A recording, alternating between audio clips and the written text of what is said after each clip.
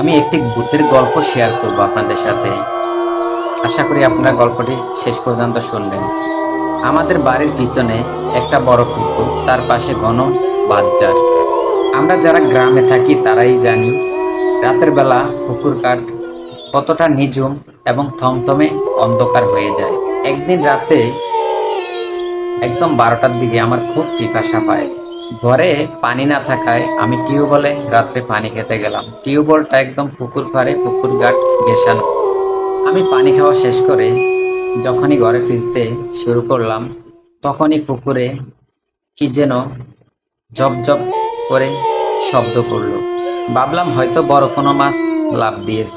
যখন টর্চ লাইটের আলোটা পুকুরের পানিতে ফেললাম, তখন আমার পুরো শরীরটা ভয়ে কাঁপতে শুরু করলো।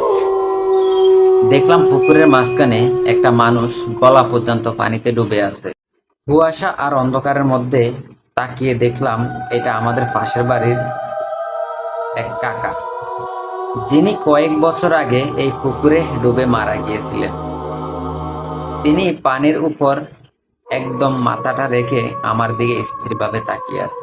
আমি ভয়ে চিৎকার দিতে যাব ঠিক তখনই উনি পানির নিচ থেকে হাতটা তুলে ঠিক তখনই ওনার হাতটা ছিল সাধারণ মানুষের হাতের থেকে অনেক লম্বা। উনি হাত বাড়িয়ে ফিসফিস করে আমাকে ডাকতে লাগলেন।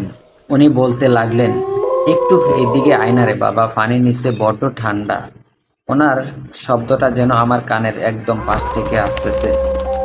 আমি আর ওখানে এক সেকেন্ডও দাঁড়াইনি, হাতের টর্চ লাইটটা ওখানে ফেলে এক দৌড়ে ঘরের ভিতরে ঢুকে দরজাটা নক করে দিলাম।